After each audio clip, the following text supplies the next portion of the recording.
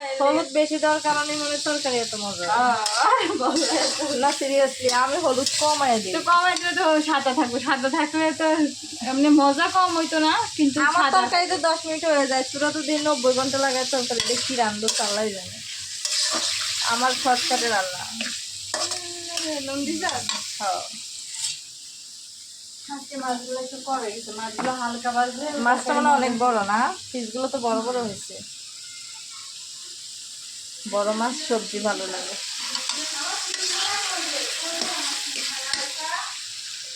সবজি এগুলো দিয়ে রান্না করবে অনেকদিন পর। ফুলকপি, ফুলকপি তো এখন প্রায় শেষের দিকে, তারপরেও আমাদের এখানে পাওয়া যায়। আসলে চিটাং সব কিছুই পাওয়া যায়, টাকা হইলে সব কিছু পাওয়া যাবে। গ্রামের থেকে শহরে এই সুবিধাটা বেশি।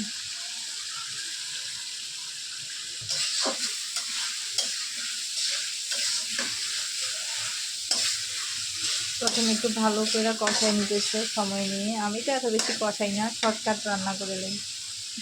এই জন্য আমার তো সবজি তাকাই থাকে, আমি সবজি খাবো না, সবজি আমাকে খাবে। না আমার দিকে তাকাই থাকে না এত বেশি, কিন্তু তারপরে মজা একটু কম হয় আর কি। সবজি বলে এই আমাকে কষাও না, আমাকে কষাইতে কষাইতে মেরে ফেলো নাই কেন, আমি তো এখন তোমাকে খাবো, তুমি আমাকে খাইতে পারবা না।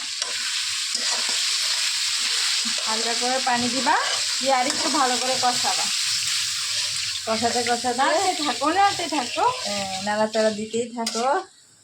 তারপর প্রায় তো আধা ঘন্টা হয়ে যাচ্ছে। বাইরে একটা ভিডিও করে বসেছি। আমাদের এখানে টানা কয়দিন যে বৃষ্টি হয়েছে, আজকে আল্লাহ রহমতে রোদ উঠতেছে, তাও ওয়েদার মোটামুটি ঠান্ডা। এরকমই ভালো লাগে, এত বেশি গরমও না ঠান্ডাও না।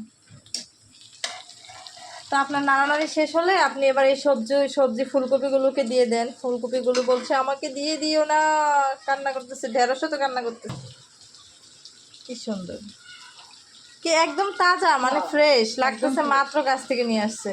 ফুলকপিটা একদম হ্যাঁ আমি ভাবছি কি অনেকদিন, মানে এখন তো সিজন নাই, একদম নষ্ট হয়ে গেছে মনে হয় এরকম। এগুলো তো আনতে যাবো বাসায় পরশু, ফ্রিজে ছিল যে জন্য মনে হয়।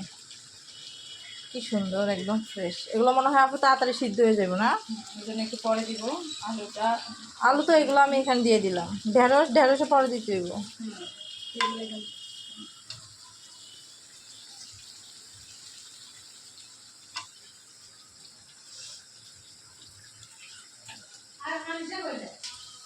ব্যাস সবজি কষানো শেষের দিকে।